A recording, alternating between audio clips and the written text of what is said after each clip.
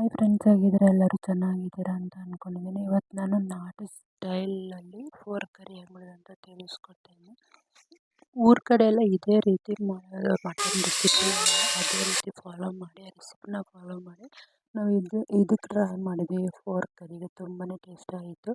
ಇದು ನಾವು 2 kg ಅಷ್ಟು ಮಟನ್ ತಗೊಂಡಿದ್ವಿ. ಅದಕ್ಕೆ 2ರಿಂದ 3 ಈರುಳ್ಳಿ, 1 ಗೆಡ್ಡೆಯಷ್ಟು ಬೆಳ್ಳುಳ್ಳಿ, ಅರ್ಧದಿಂದ 1 ಇಂಚು ಶುಂಠಿ, ಈರುಳ್ಳಿ, ಬೆಳ್ಳುಳ್ಳಿ, ಶುಂಠಿ ಮೂರನ್ನ ಹಾಕಿ ನುಣ್ಣಗೆ ರುಬ್ಬಿ ಪೇಸ್ಟ್ ಮಾಡಿ ಇಟ್ಕೋಬೇಕು. ಅದಾದ ನಂತರ 4 ಥರ ಸೊಪ್ಪುಗಳು, ಪುದೀನ ಸೊಪ್ಪು, ಕೊತ್ತಂಬರಿ, ಪಾಲಕ್, ಮೆಂತ್ಯ ಇದೆಲ್ಲನೂ ಅರ್ಧ ಮುಷ್ಟಿಯಷ್ಟು ಕಟ್ ಮಾಡಿ ಹಾಕಬೇಕು. ಅದಾದಮೇಲೆ ಒಂದು ಕುಕ್ಕರ್ ಇಟ್ಟು ಎಣ್ಣೆ ಬಿಸಿ ಆದ ನಂತರ ಎಣ್ಣೆ ಒಂದು 50 ml ಸಾಕು, ಸ್ವಲ್ಪನೇ ಇರಲಿ, ಯಾಕೆಂದರೆ ಫೋರ್ಕಲ್ಲೇ ಜಿಡ್ಡಿನ ಅಂಶ ಇರೋದ್ರಿಂದ. ಸ್ವಲ್ಪ ಮೊದಲನೇದಾಗಿ ಪುದೀನ ಸೊಪ್ಪು ಹಾಕ್ಕೊಬೇಕು. ಅದು ಚೆನ್ನಾಗಿ ಫ್ರೈ ಆದ ನಂತರನೇ ನೆಕ್ಸ್ಟ್ ಉಳಿದ ಸೊಪ್ಪುಗಳು ಹಾಕಬೇಕು. ನೋಡಿ, ಇಲ್ಲಿ ನೋಡ್ತಾ ಇರ್ಬೋದು ಪೇಸ್ಟ್ ಆಗಿದೆ ಈರುಳ್ಳಿ, ಬೆಳ್ಳುಳ್ಳಿ, ಶುಂಠಿ. ಸೊ ಇವಾಗ ಸೊಪ್ಪು ಕೂಡ ಫ್ರೈ ಆಗ್ತಾಯಿದೆ ಚೆನ್ನಾಗಿ. ಸೊ ಪುದೀನ ಫ್ರೈ ಆದ ನಂತರ ಕೊತ್ತಂಬರಿ ಸೊಪ್ಪು ಹಾಕ್ಕೊಬೇಕು. ಅದಾದ ನಂತರ ಮೆಂತ್ಯ ಸ್ವಲ್ಪ, ಪಾಲಕ್ ಸ್ವಲ್ಪ ಚೆನ್ನಾಗಿ ಫ್ರೈ ಮಾಡ್ಕೊಬೇಕು. ಸೊ ಅದಾದ ನಂತರ ಏನು ಪೇಸ್ಟ್ ಇಟ್ಕೊಂಡಿರ್ತೀವಿ ಅದನ್ನು ಹಾಕ್ಕೊಬೇಕು.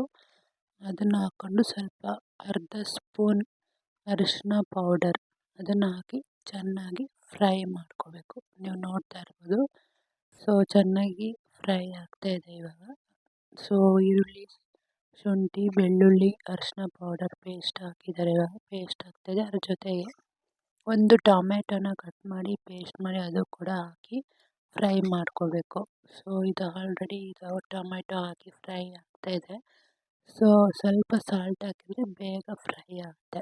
ಸೊ ಅದು ಫ್ರೈ ಆಗ್ತಾ ಇರಲಿ. ಇವಾಗ ನಾವು ಮಟನ್ ಚೆನ್ನಾಗಿ ಅರಿಶಿನ ಪೌಡರ್ ಮತ್ತು ಉಪ್ಪು ಹಾಕಿ ವಾಶ್ ಮಾಡಿಕೊಂಡು ಮತ್ತು ಅದನ್ನು ಮಟನ್ನ ಹಾಕಿ ಸೇರಿಸ್ತಾ ಇದ್ದೀವಿ. ಅದಕ್ಕೆ ರುಚಿಗೆ ತಕ್ಕಷ್ಟು ಉಪ್ಪು ಹಾಕಿ ಮತ್ತು ಅದನ್ನು ಒಂದು 10 ನಿಮಿಷ ಅದರಲ್ಲೇ ಬೇಯಬೇಕು, ನೀರು ಹಾಕಬಾರ್ದು.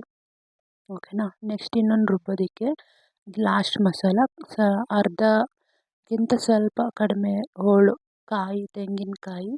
ಸೊ ಅದಾದಮೇಲೆ 1 ಸ್ಪೂನ್ ಹುರಿಗಡಲೆ, ಚಿಲ್ಲಿ ಪೌಡರ್, ಧನಿಯಾ ಪೌಡರ್, ಗರಂ ಮಸಾಲ ಎಲ್ಲ 1 ಸ್ಪೂನ್ ಹಾಕಿ ಚೆನ್ನಾಗಿ ರುಬ್ಬಿ ಅದನ್ನು ಸೇರಿಸಿ ಮಿಕ್ಸ್ ಮಾಡಿ ಎಷ್ಟು ಸಾಲ್ಟ್ ಕರೆಕ್ಟ್ ಇದೆ ಚೆಕ್ ಮಾಡಿ ರುಚಿಗೆ ತಕ್ಕಷ್ಟು ಸಾಲ್ಟ್ ಹಾಕಿ ಫ್ರೈ ಮಾಡಿ 2ರಿಂದ 3 ವಿಷಲ್ ಹಾಕ್ಸ್ಬೋದು. ನೋಡಿ, ನೋಡ್ತಾ ಇರ್ಬೋದು ಎಷ್ಟು ಚೆನ್ನಾಗಿ ಕುದೀತಾ ಇದೆ. ಮನೆಯೆಲ್ಲ ಘಮ ಘಮ ಅಂತ ಇದೆ ಫ್ರೆಂಡ್ಸ್.